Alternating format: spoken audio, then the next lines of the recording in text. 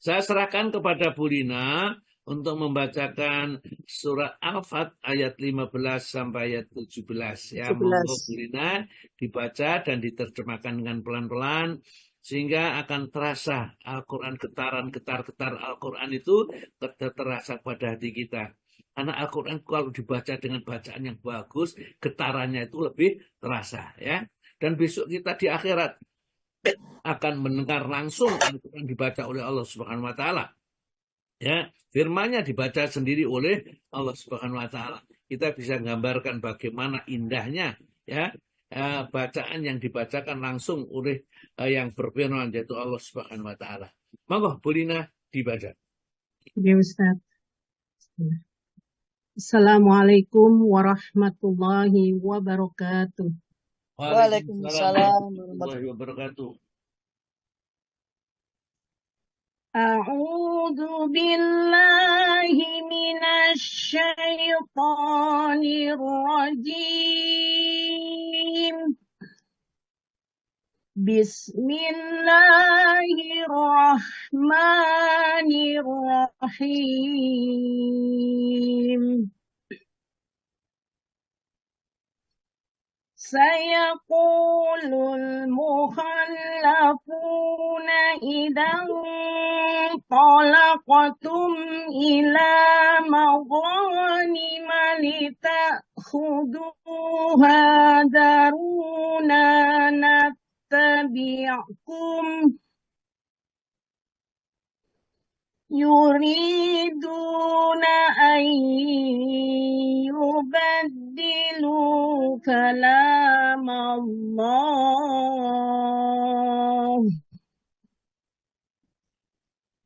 قل لن تتبعونا كذلكم قال الله من قبل قال الله من قبل فسيقولون بل تحسدوننا بل كانوا لا يفقهون إلا قليلا قل للمخلفين من الأعراب ستدعون إلى قوم أولي بأس شديد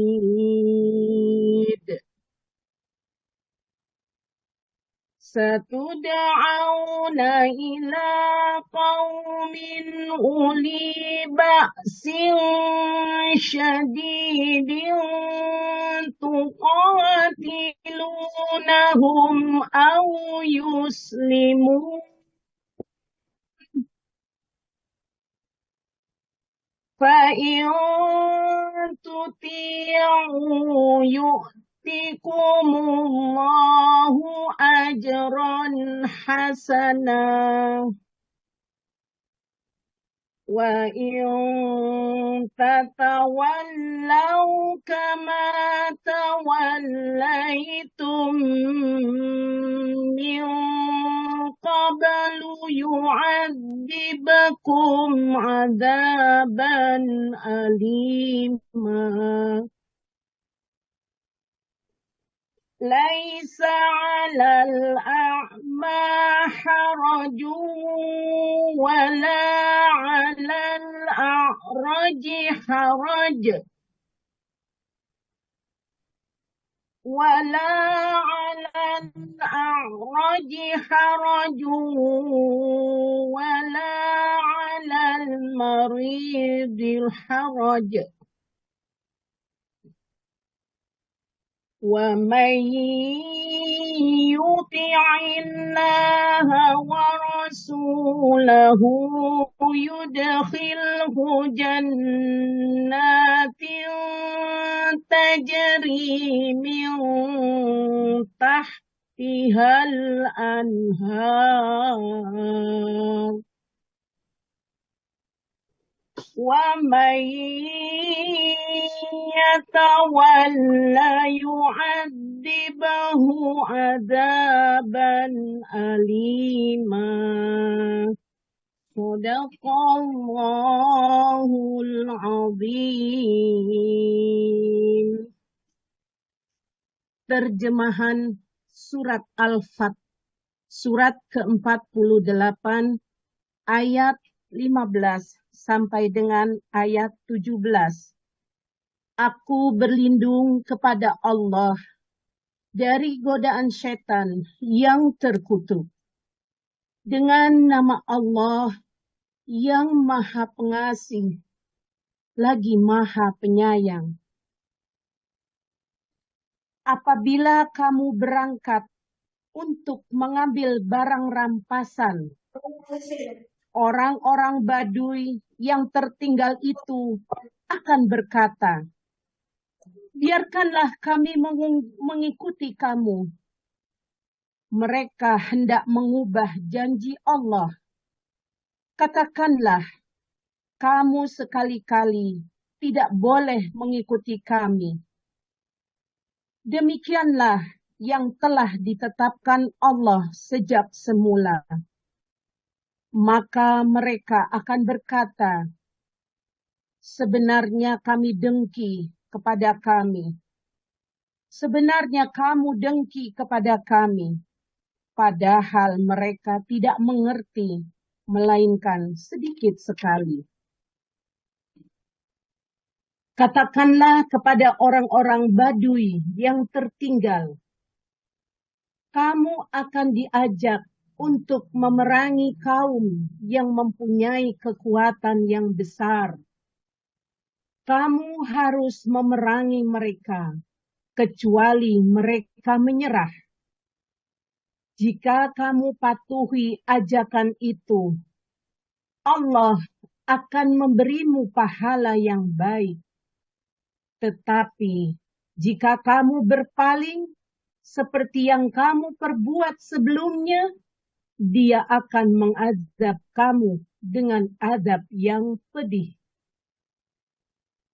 Tidak ada dosa atas orang-orang yang buta, atas orang-orang yang pincang, dan atas orang-orang yang sakit apabila tidak ikut berperang. Barang siapa taat kepada Allah dan Rasul-Nya, Dia akan memasukkannya ke dalam surga yang mengalir di bawahnya sungai-sungai. Tetapi barang siapa berpaling, Dia akan mengadab dengan azab yang pedih. Maha benar Allah dengan segala firman-Nya. Dialah yang Maha Agung.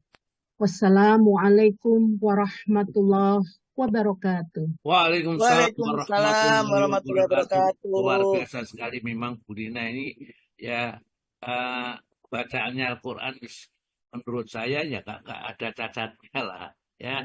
Ya memang dia sejak kecil itu cekelane wis Quran ya. Nah, mungkin karena yang ditekuni itu membacanya, yang dikasih oleh Allah pinternya yang membacanya. Kemudian masalah pemahaman yang lain sekarang tinggal mengembangkan ya. Afala yatadabbarun Al-Quran. Maka kenapa kamu tidak mau tadabbur Al-Quran? Am ala qulubin aqfaluha. Apakah hatimu sudah terkunci, kata Allah Ta'ala. Jadi orang yang tidak mau tadabbur Al-Quran itu, di surat Muhammad ayat yang ke-24 itu, hatinya telah terkunci. Ya. Kenapa? Al-Quran yang begitu indahnya dibaca saja kadang-kadang menyebabkan mata itu meleleh air mata. Kok mereka tidak tertarik? Al-Quran diturunkan oleh Allah dengan ilmunya, kok tidak tertarik? Sampai saya tadi mengikuti bacaannya, kok seperti mantek ya, padahal ya ayatnya cukup panjang-panjang meskipun hanya 3 atau 4 ayat tadi ya, panjang-panjang. Namun memang bacaan yang indah itu ya, bahasa Jawanya ngerogoh sukmo, yang dudut hati, itulah. Baik, terima kasih Bu Lina. Mudah-mudahan Allah Ta'ala terus memberikan iman yang tidak pernah goyah ya di dalam hatinya, dan kita menghadap Allah dengan membawa iman dan ilmu. Ya, begitu ya.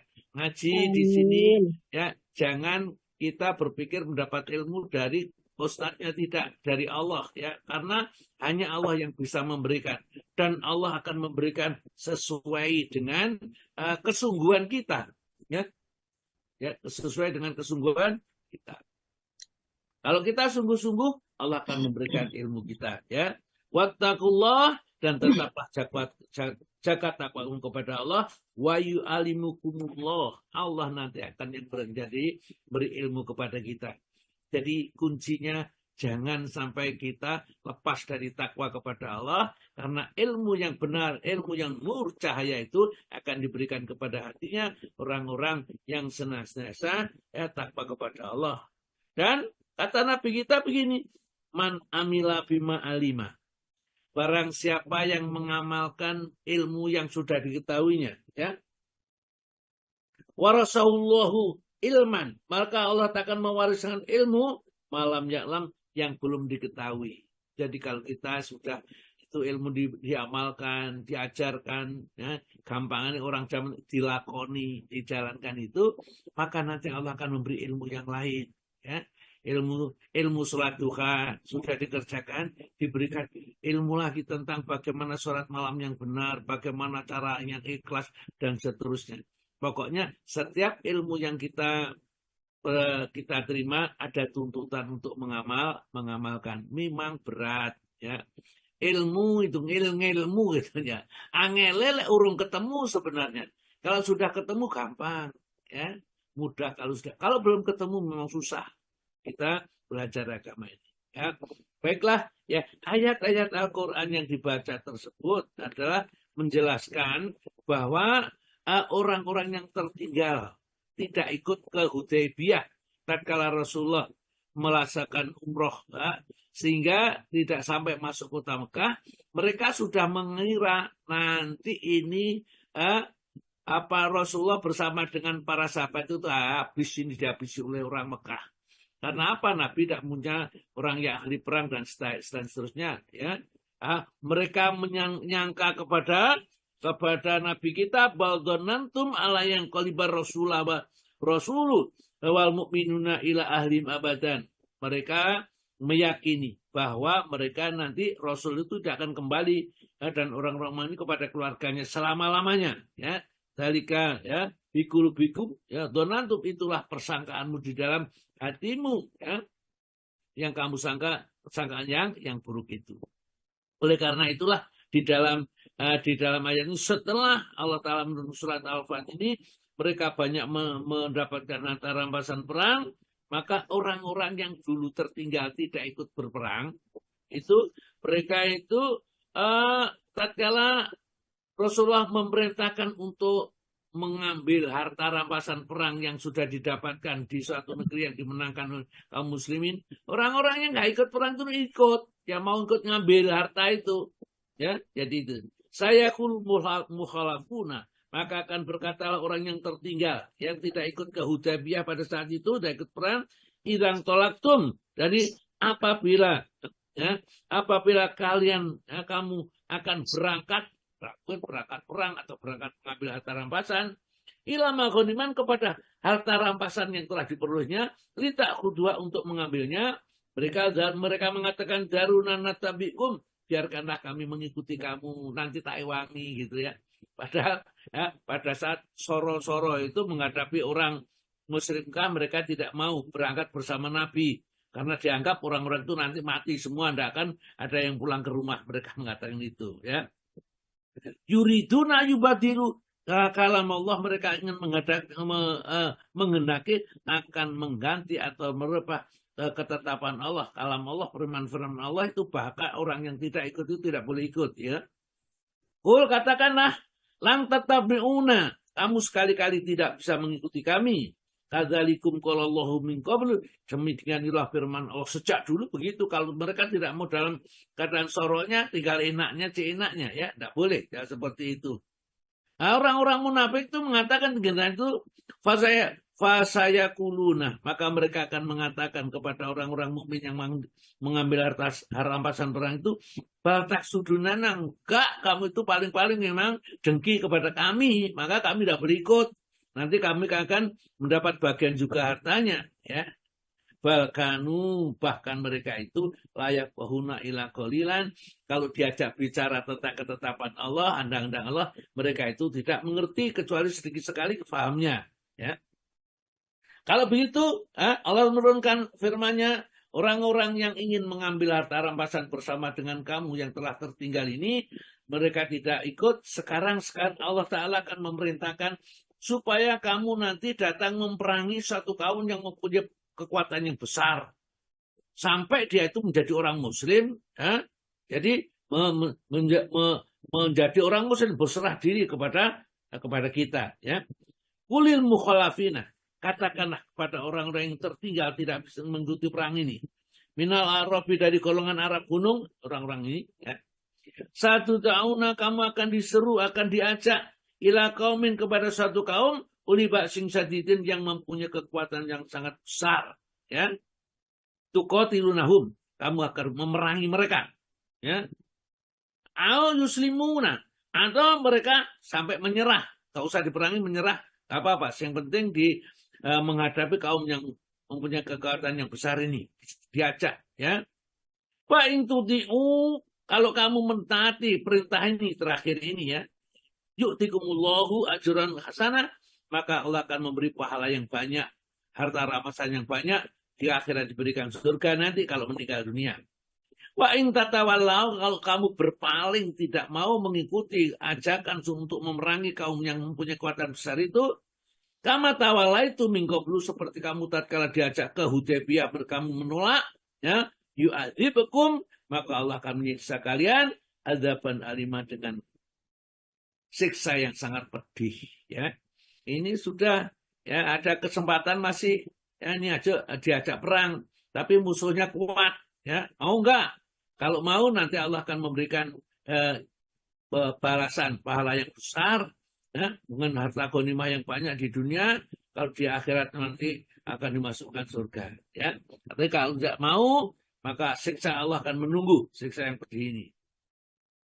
Di situ ada dikecualikan oleh Allah orang yang buta, orang yang pincang, orang yang sakit, tidak apa-apa tidak ikut perang itu, ya. Ya. Tidak apa-apa. Mereka boleh tinggal di rumah. Hanya itu saja. Buta, sakit, pincang, dan sakit. Kalau tidak tiga golongan itu semua diajak perang. Dan tidak ada alasan untuk tetap tinggal di Madinah ikut perang. Wa man yuti'illaha wa rasulahu. Barang siapa yang tetap taat kepada Allah dan Rasulnya, diajak perang, mengikuti perang, yudkhilu jannatin tajri min tahtihal anhar, maka nanti akan diberi hadiah oleh Allah Ta'ala, nah, surga yang mengalir sungai-sungainya. Wa mayatawalla, ya, yu'adzibu adzaban aliman, barang siapa yang tidak mau, maka disiapkan siksa yang pedih. Jadi ceritanya di surat Al-Ahzab itu memang menarik kalau kita baca, ya. Dan tentunya begini, Bapak dan Ibu sekalian, kita tidak bisa membaca satu kali baca mengerti. Kita baca berulang-ulang, dan katanya Pak Alwi, bersihkan hati kita dari muatan-muatan duniawiyah semata-mata, tujuannya dalam memahami Al-Quran. Jangan ingin menjadi qori supaya mendapat hadiah, ya, supaya ini dan enggak. Niatkan semua karena Allah. Ini firman Allah, saya sudah selayaknya membaca sesuai dengan aturan yang ada di dalam agama kita. Insya Allah. Maka yang tidak kita harapkan, yang kita tidak sangka-sangka akan diberikan oleh Allah kepada kita. Itulah yang disebut di dalam surat At-Talaq ayat 2 dan 3 itu, wa mayattaqillah yaj'alu makhrajan. Barang siapa bertakwa kepada Allah, diberikan jalan keluar, ya, yang mudah. Jadi membaca Al-Quran pengen mengerti saja, tidak hanya mengerti, bacaannya bagus, ya. Tidak hanya baca bagus, paham dan bisa mengamalkan. Nanti itu, ya. Wayar zuqhu min haitsu la yahtasib, dan diberi rezeki oleh Allah dari arah yang tidak sangka-sangka. Dulu tidak pernah membayangkan bisa hafal Al-Quran, bisa hafal beberapa surat, beberapa ayat. Loh, sekarang kok bisa? Surat ini mengerti, ya sudah mengerti, surat ini paham. Itulah karunia Allah yang diberikan oleh Allah kepada siapa saja yang dikehendaki oleh Allah. Dan karunia Allah tidak terbatas kepada apapun dan siapapun. Mudah-mudahan ya kita terus-menerus belajar Al-Quran, memahami, mengerti. Kita di Asifa itu Masya Allah komplit. Taksinnya ada, fikihnya ada, ya tauhidnya ada. Al-Quran itu sebenarnya komplit tauhid, fikih dan semuanya ya Al-Quran. Maka saya senantiasa sisipkan Al-Quran itu supaya kita sedikit sejenak memikirkan Al-Quran, tidak kita terfokus pada fikihnya saja ya. Al-Quran tetap kita perhatikan. Baik, kita langsung masuk kepada materinya. Materi kemarin sampai apa Pak Istiqomah? Kemarin yang bab kelima halaman 94 sudah selesai Ustadz, 12 dan 13. Yang ke-12 94 sudah selesai. Oke, terakhir Ustadz, yaitu yang ke-13, imamah orang yang mengerjakan sholat sunnah dengan makmum dengan orang yang sholatnya fardu dibolehkan menurut pendapat yang benar. Ya. Sekarang nomor 14 Ustadz. Iya. Monggo 14. Iya. Macam-macam imamah dalam sholat yang ke-14 dari buku Ensiklopedia Sholat jilid kedua. 14. Imamah orang yang mengerjakan sholat asar atau sholat lainnya atas orang yang mengerjakan sholat duhur atau lainnya menurut pendapat Shahih diperbolehkan. Hal itu merupakan cabang dari imamah orang yang mengerjakan sholat sunnah atas orang yang mengerjakan sholat fardu. Di mata hukum, keduanya memiliki posisi yang sama. Bahkan di sini lebih pantas karena sahnya sholat orang yang mengerjakan sholat duhur di belakang orang yang mengerjakan sholat Jumat. Jika dalam sholat Jumat seorang makmum mendapatkan imam sudah mengangkat tangan dari ruku pada rakaat kedua dari sholat Jumat, dia boleh masuk dalam sholat tersebut bersamanya dengan niat sholat duhur. Jika sang imam mengucapkan salam, hendaklah dia berdiri dan mengerjakan sholat duhur 4 rakaat. Itulah yang menjadi pilihan Syekhul Imam Ibnu Taimiyah dan Syekh Imam Abdul Aziz bin Abdullah bin Ba'as. Ya, adapun sebenarnya ya, alon-alon Pak, alon-alon. Soalnya ada sabda nabinya. Terlalu semangat ya. Ya, semangat bagus saja ya. Baik, imamah orang yang mengerjakan sholat asar ya. Orang itu mengerjakan sholat asar ya. Atau sholat lainnya atas orang yang mengerjakan sholat duhur atau sholat lain. Jadi kita itu jadi imam sholat asar, makmumnya sholat duhur, maka sah imamnya sah, makmumnya dengan sah dalam mengerjakan sholat. Ini digambarkan di sini. Umpamanya kita Jumatan, kita datang ke masjid, itu sudah masuk rakaat kedua dan imam sudah bangkit dari ruku, ya sami Allahu liman hamidah, kita baru ikut takbir.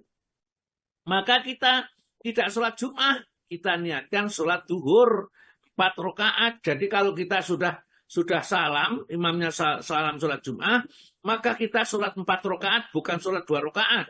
Ya, ini. Tetapi kalau kita masih mendapatkan ruku yang pertama, ya, atau mendapat 1 rakaat, kita tinggal 1 rakaat penuh, maka kita hanya 1 rakaat menambahnya tidak kita ubah jadi sholat duhur. Ya, ini kita perhatikan ya, kalau bagi mereka yang masbuk, yang sedang sholat. Jadi umpamanya saya sholat asar, kemudian di belakang saya makmum sholat duhur karena dia lupa dulu tidak sholat duhur, karena dia itu mestinya harus urut duhur dulu baru asar, maka pada saat itu kemudian saya sholat duhur ya bersama orang yang sholat asar ya begitu.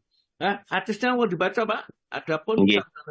Adapun sabda Nabi SAW artinya sesungguhnya imam itu diadakan untuk diikuti. Oleh karena itu janganlah kalian menyelisihinya. Ya, jadi itu ada hadis yang seperti itu loh. Ini kok boleh imam menyelisih dengan makmum, imamnya sholat Jum'ah, makmum sholat duhur kok boleh. Padahal di dalam hadis ini innama ju'ilal imamu liyu'tama bih ya. fala takhtalifu alaihi. Nah, sesungguhnya imam itu diadakan untuk diikuti. Oleh karena itu, janganlah kalian menyelisihinya. Bagaimana keterangannya, Maka Pak? Jadi menyelisih imam di sini maksudnya dalam hal perbuatan dan ucapan. Sebagaimana hadis Nabi SAW memberi penafsiran melalui sabdanya yang artinya, sesungguhnya imam itu dijadikan untuk diikuti. Oleh karena itu, jika dia bertakbir, bertakbirlah kalian. Dan janganlah kalian bertakbir hingga dia bertakbir. Jika dia ruku, rukuklah kalian. Dan janganlah kalian ruku hingga dia ruku. Jika dia mengucapkan, Sami Allahu liman hamidah. Artinya, Allah, ya Rob kami, segala puji hanya bagimu. Jika dia bersujud, maka bersujudlah kalian. Maaf Ustaz, saya ulangi. Jika imamnya mengucapkan Sami Allahu liman hamidah, Allah maha mendengar, Allah mendengar dan orang yang memujinya, maka ucapkanlah Allahumma Rabbana lakal hamdu. Ya Allah, ya Rob kami, ya Allah, ya Rob kami, segala puji hanya bagimu. Jika dia bersujud, bersujudlah kalian. Dan janganlah kalian bersujud hingga dia bersujud. Jika dia sholat sambil berdiri, sholatlah sambil berdiri. Dan jika dia sholat sambil duduk, sholatlah sambil duduk semuanya. Ya, perhatikan ayat ini dengan hadis di atas. Ya, coba cara memahami ya. Hadis di atas, ya, ini sesungguhnya imam itu dijadikan untuk diikuti. Jangan kamu menyelisih. Lah kenapa? Ya, pada saat itu imamnya sholat asar, ya, makmum sholat duhur, kok boleh? Kan berarti menyelisih. Maka dijelaskan yang dia harus diikuti itu seperti ini, ya. Innama ju'ilal imamu liyu'tama bih. Sesungguhnya imam itu dijadikan untuk diikutinya. Faiza kabaro, apabila imam bertakbir, fakabiru, maka takbirlah kalian. Walat tukabiru, jangan kalian takbir, hatta yukabira, sampai imamnya takbir. Wa idza raka'a, apabila imam rukuk, farka'u, maka rukuklah. Walat tarka'u, janganlah kamu rukuk, hatta yarka, sampai imam itu juga rukuk. Wa idza qala sami Allah liman hamidah, kalau Allah mengucapkan sami Allah liman hamidah, wa yaqulu, maka ucaplah Allahumma rabbana lakal hamdu, ya. Wa idza sajada, kalau imam sujud, ya, maka fasajatu sujudlah. Wala tasjudu, janganlah kamu sujud, kata sujudu sebelum imam, ya, imam sujud. Wa idza sholat qiyaman, ya, apabila qaiman, apabila imam sholat dalam keadaan berdiri, fasalu qaiman, ya, qiyaman, maka hendaklah kau sholat juga sambil berdiri. Wa idza sholat qaidan, apabila imam sholat sambil duduk, fasalu qaidan, ya, ajmaun, dan semuanya kalian juga sholat sambil duduk. Jadi pada saat pembahasan hadis ini menjelaskan niat itu tidak termasuk di dalam penjelasan yang harus mengikuti imam. Yang diikuti imam adalah secara dohir gerakannya, ya, itu supaya nanti, oh ini kok hadis itu bertentangan dengan ini, ya, karena imam harus diikuti. Loh, imam sholat asar kok diikuti makmum sholat maghrib, dan seterusnya. Moga dibaca, Pak, ya. Imam As-Sa'ani, ya. Imam As-Sa'ani rahimahullah berkata, hadis di atas tidak mensyaratkan persamaan niat. Itu menunjukkan jika niat imam dan makmum itu berbeda, salah satu di antaranya berniat untuk menunaikan sholat fardu, sedangkan yang lainnya sholat sunnah. Atau satu berniat menunaikan sholat asar dan yang lainnya sholat duhur. Maka itu tetap sah untuk menjadi sholat jamaah. Saya pernah mendengar Syekh Imam Abdul Aziz bin Abdullah bin Ba'az rahimahullah dalam menjelaskan hadis ini berkata, hadis tersebut telah menyebutkan ucapan dan perbuatan sholat dan tidak menyebutkan niat sholat, sehingga hal itu menunjukkan bahwa niat itu dimaafkan. Ya, itulah ya cara mengambil kesimpulan hadis. Tadi kita baca, loh, jangan sampai kita kebentur dengan hadis. Ya, ini ternyata di hadis itu tidak ada persyaratan persamaan niat. Jadi misalnya yang imamnya niat sholat sunnah, makmumnya sholat fardu boleh, atau sebaliknya juga boleh, ya. Seperti itu kemarin sudah dijelaskan banyak. Contoh, monggo Pak. Contoh orang yang mengerjakan sholat dengan jumlah rakaat lebih banyak di belakang orang yang mengerjakan sholat dengan jumlah rakaat lebih sedikit adalah orang yang mengerjakan sholat isya di belakangnya orang yang mengerjakan sholat maghrib. Jika sang imam mengucapkan salam, dia harus berdiri dan mengerjakan satu rakaat lagi. Sedangkan contoh yang mengerjakan sholat dengan jumlah rakaat lebih sedikit di belakang orang yang mengerjakan sholat dengan rakaat lebih banyak adalah orang yang mengerjakan sholat maghrib di belakang orang yang mengerjakan sholat isya. Dan jika dia atau orang yang mengerjakan sholat maghrib mendapatkan imam pada rakaat kedua atau setelahnya, hal itu tidak ada masalah karena dia hanya mengikuti imamnya dan mengucapkan salam bersamanya. Jika Ya. dia Jadi begini Pak, jadi kalau kita sholat, misalnya kita sholat di sholat imamnya sholat 4 rakaat, kita sholat maghrib 3 rakaat, atau sebaliknya kita sholat 3 rakaat, kemudian imamnya 3 rakaat, kita 4 rakaat. Kalau imamnya 3 rakaat, kita 4 rakaat, maka tatkala ini tidak masalah kalau kita mulai awal, tatkala selesai imam tasyahud akhir, ya kita ikut tasyahud akhir, kemudian setelah imam sholat kita nambah 1 rakaat karena kita sholat, misalnya sholat isya ya, atau sholat maghrib, kemudian kita mengqadha sholat asar tadi yang ketinggalan karena sakit atau karena sebab-sebab yang dibolehkan oleh syariat, bukan meninggalkan secara sengaja ya. Kalau yang imamnya itu sholat isya ya, atau sholat 4 rakaat, makmumnya sholat 3 rakaat ya, maka kalau kita sudah mulai awal, ya, kemudian imam melanjutkan sampai rakaat keempat, ada 2 pilihan.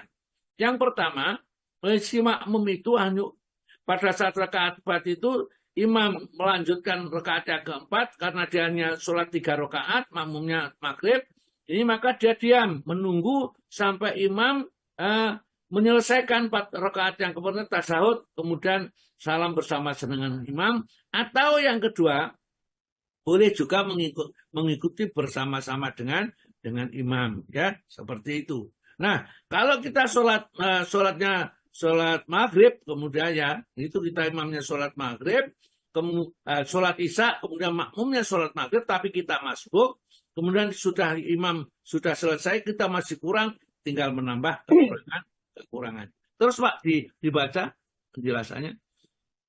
Saya pernah mendengar Syekh Imam Abdul Aziz bin Abdullah bin Bas berkata yang demikian itulah yang paling rajih jika dia datang ketika mereka tengah mengerjakan sholat isya, sementara dia belum mengerjakan sholat maghrib disebabkan oleh perjalanan atau sakit, maka dalam hal ini para ulama berbeda pendapat. Ada yang berpendapat bahwa dia harus mengerjakan sholat maghrib, dia harus mengerjakan sholat isya bersama mereka sebagai sholat sunnah, kemudian mengerjakan sholat maghrib. Begitu, Ustaz. Oke, terus. Ada juga yang berpendapat bahwa dia boleh mengerjakan sholat tidak sesuai tertib. Ada lagi yang berpendapat dia harus mengerjakan sholat maghrib bersama mereka dengan niat sholat maghrib. Jika mereka berdiri pada rakaat keempat, dia tetap duduk sambil menunggu mereka, kemudian mengucapkan salam bersama mereka. Demikian itulah pendapat yang baik lagi bagus, yaitu dia diberi kesempatan untuk duduk sebagaimana duduknya orang yang masbuk dan kemudian menyempurnakan sholatnya. Bahkan seandainya dia tidak mendapatkan imam kecuali pada rakaat terakhir, dia tetap harus duduk bersama mereka untuk selanjutnya menyempurnakan sholatnya. Dengan demikian, keterlambatan itu disebabkan oleh suatu alasan, sedangkan keikutsertaan itu disebabkan oleh alasan yang dibenarkan syariat. Ya, jadi sudah saya jelaskan tadi, nanti kalau ada kurang jelas ditanyakan. Yang ke-15. 15. Imamah orang fasik yang sholatnya sah untuk dirinya sendiri adalah sah berdasarkan pendapat yang benar dari 2 pendapat para ulama. Hal itu dibolehkan jika kemaksiatan atau bid'ah yang dikerjakan orang fasik ini tidak mengeluarkan dirinya dari Islam. Tetapi sebaiknya dia tidak dijadikan imam rawatib dalam sholat serta yang lain. Ya sebentar ya. Jadi orang fasik, jadi itu orang yang banyak mengerjakan perbuatan-perbuatan maksiat, ya itu namanya orang fasik. Ya dia sholat, puasa, tapi juga berzina, berjudi dan lain-lainnya. Itu namanya fasik. Nah orang fasik itu bolehlah jadikan imam sah kalau nggak ada imamnya. Tapi sebaiknya jangan dijadikan imam kalau ada imam yang lain. Nanti kalau kefasikannya sudah mengarah kepada syirik asghar, syirik besar, ya menyembah patung atau dia menyembah keris, minta kepada keris dan lain-lainnya, jangan dijadikan, mereka sudah batal syahadatnya. Lebih baik kita cari yang selain dia, ya seperti itu. Terus Pak, di antara dalil yang menunjukkan sahnya imamah orang fasik ini adalah hadis Abu Dzar. Dia bercerita, Rasulullah SAW pernah bersabda kepadaku, bagaimana sikapmu jika engkau dipimpin oleh umara atau pemimpin yang suka mengakhirkan atau menangguhkan sholat dari waktunya? Dia berkata, aku katakan, apa yang engkau perintahkan kepadaku? Beliau bersabda, artinya, kerjakanlah sholat pada waktunya. Jika kamu mendapatkan sholat itu bersama mereka, kerjakanlah sholat karena sesungguhnya ia menjadi ibadah tambahan bagimu. Dan janganlah kamu berkata, sesungguhnya aku telah mengerjakan sholat sehingga aku tidak perlu sholat lagi. Ya, jadi kalau kita mempunyai misalnya imam masjid atau apa suatu tempat, ya sudah menunda-nunda sholat, ya nggak sholat gitu, maka kita tetap aja sholat. Kalau tidak ada tempat yang lain, ya sholat aja di situ, kita tetap ada tempat pada waktunya. Jadi kalau dia nanti setelah 1 jam mungkin ada sholat asar gitu, setelah waktu masuk 1 jam baru imamnya datang, kemudian sholat itu, kita mengikuti sholat saja tidak masalah. Jadi kita masih diperbolehkan. Jadi orang fasik itu orang yang suka melanggar hukum agama, ya boleh dijadikan imam. Jadi kuncinya orang yang sah untuk sholat untuk dirinya sendiri, maka sah juga jadi imam. Terus Pak. Demikian juga hadis Abu Hurairah radhiyallahu anhu dari Nabi SAW, beliau bersabda yang artinya, para imam itu sholat bersama kalian atau makmum, jika mereka para imam itu benar, padahal bagi kalian dan bagi mereka. Pahala. Pahala bagi kalian dan bagi mereka. Dan jika mereka salah atau imamnya salah, pahala bagimu dan dosa bagi mereka atau dosa bagi imam. Iya, kemarin juga sudah dijelaskan bahwa kalau kita sholat imamnya salah, yang nanggung imam sendiri.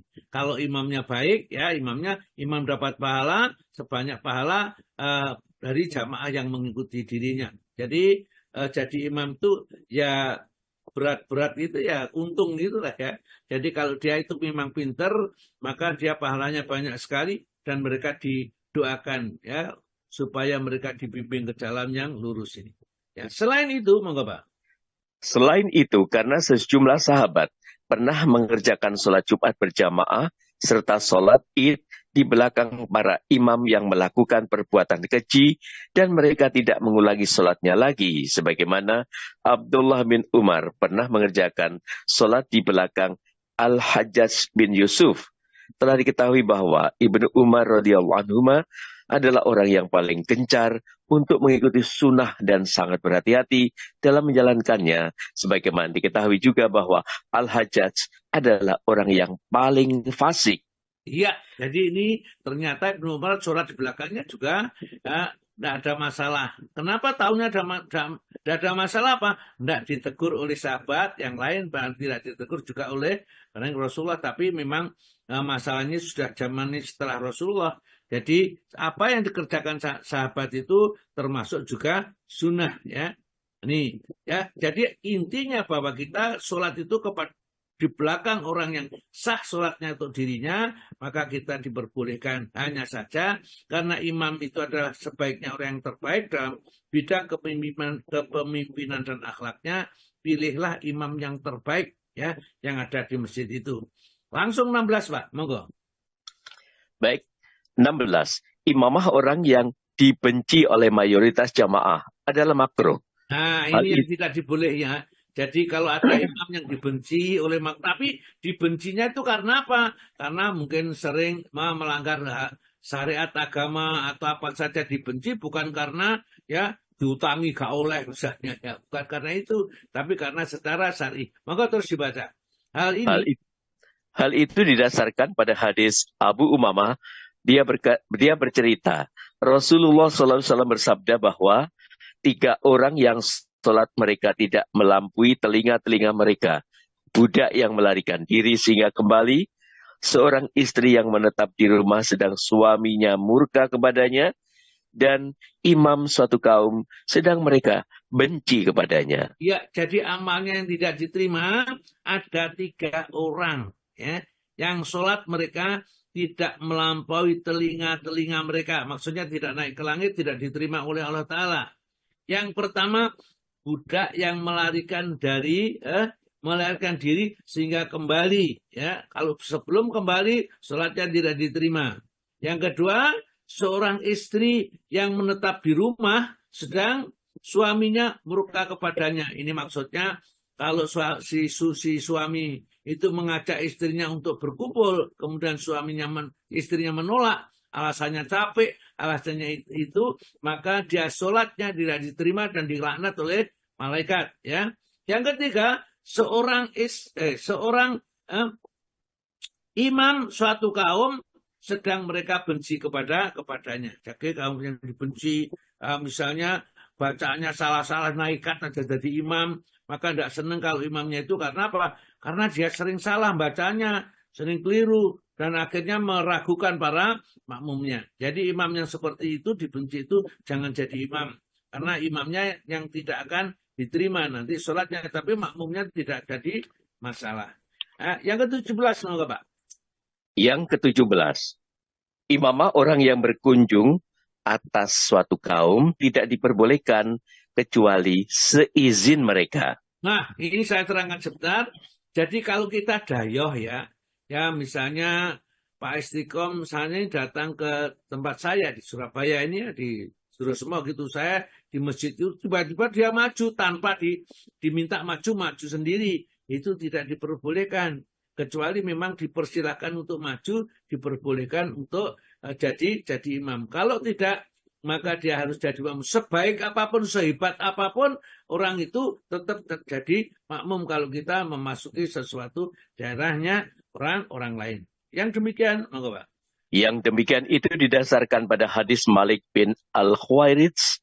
Dia bercerita, aku pernah mendengar Rasulullah SAW bersabda yang artinya, barang siapa yang mengunjungi suatu kaum, hendaklah dia tidak mengimami mereka, tetapi hendaklah salah seorang di antara mereka yang mengimami mereka.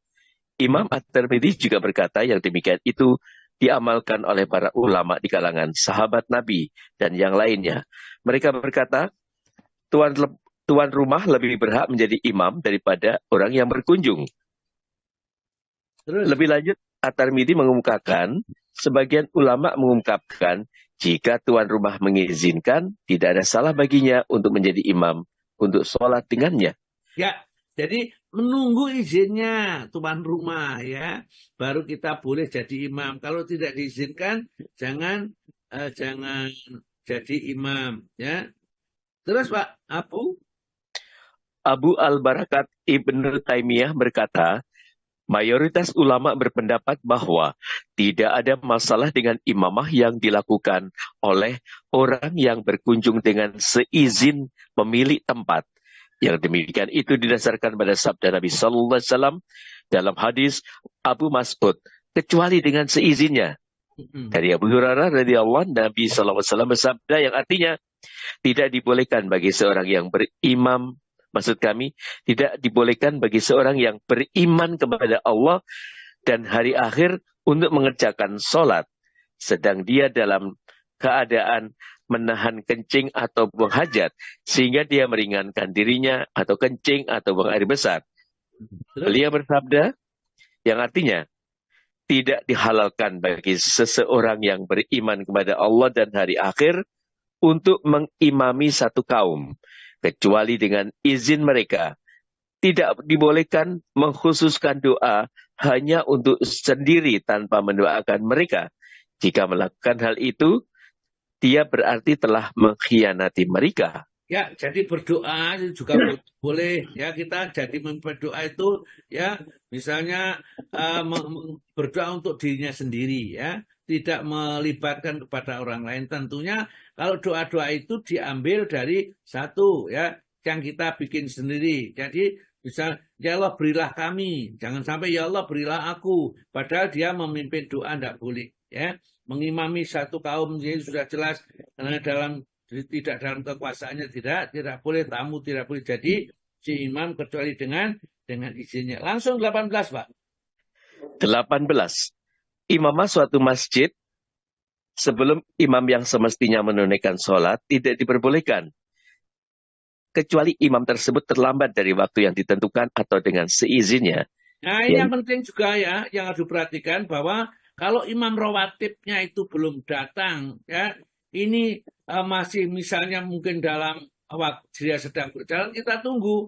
Tapi kalau imam rawatibnya itu sudah sangat lama, sudah 1 jam ditunggu kok belum datang, baru boleh kita imamah atau mengimami atau salah satu ditunjuk dari imam di masjid itu. Tapi selama itu masih ada menunggu 1 menit atau 2 menit, maka hendaklah nanti menunggu imam rawatibnya ya, karena imam rawatib sudah ditunjuk, itulah mereka yang berhak jadi imam.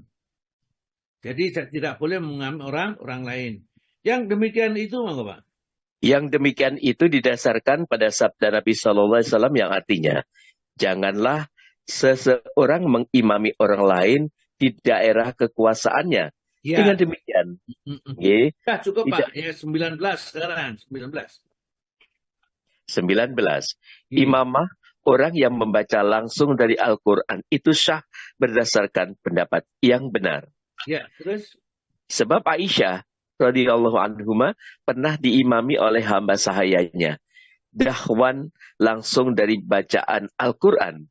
Imam Abdul Aziz bin Abdullah bin Bas rahimahullah berkata, yang demikian itu dilakukan jika memang dibutuhkan, sebagaimana diperbolehkan membaca langsung dari Al-Quran pada sholat tarawih bagi orang yang tidak hafal Al-Quran. Memanjangkan bacaan Al-Quran dalam sholat subuh adalah sunnah. Jika imam tidak hafal tempat pemberhentian dan lain-lainnya dari sisa bacaan Al-Quran Al-Karim, dibolehkan baginya membaca langsung dari Al-Quran. Karena itulah disyariatkan baginya untuk menyibukkan diri dan bersungguh-sungguh menghafal Al-Quran. Ya, jadi meskipun boleh orang yang sholat itu langsung membaca Al-Quran, jadi namun sebaiknya kita yang sudah dihafal saja yang dibaca. Ya, kalau yang dibaca dihafal itu lebih bagus. Ya, hanya saja sebagian ulama menganggap makruh. Kenapa makruh? Karena kalau kita sedang sholat itu mestinya harusnya melihat tempat sujud. Tapi kita jadi melihat Al-Quran itu saja. Namun secara umum bahwa sholat dengan membaca Al-Quran langsung, bahkan membalik-balik ya, lembaran itu juga tidak membatalkan sholatnya. Diperbolehkan. Jadi misalnya umpamanya subuh, Pak Istiqom suruh mengimami di tempat masjidnya, mau membaca hari Jumat itu surat As-Sajadah dengan surat Al-Insan, nggak hafal, maka boleh, kan biasanya di depannya ada Quran misalnya ya, itu dibuka, boleh dibaca, ini membaca Al-Quran seperti itu, boleh, atau dipegang Qurannya, Quran kecil itu dibaca, diperbolehkan dan tidak membatalkan dan tidak makruh, itu tidak sebenarnya. Hanya yang mengatakan makruh itu adalah para ulama, karena para sahabat itu ada yang membaca juga sambil melihat Al-Quran langsung. Baiklah, sampai di sini sementara, barangkali kita lanjutkan posisi makmum dengan imam. Ini masalah imamah ini agak cukup panjang, kalau kita selesaikan, kalau kita putus dulu, kemudian kita masuk pada yang lain dulu juga tidak masalah ya. Masuk tauhid atau masuk golongan yang selamat atau yang lain. Baiklah, sementara sampai di situ, monggo Pak Alwi. Iya Ustaz. Jadi Pak kita Istiqom, sampai. Ustaz. Oh Pak Istiqom. Saya tadi hanya kultum Ustaz.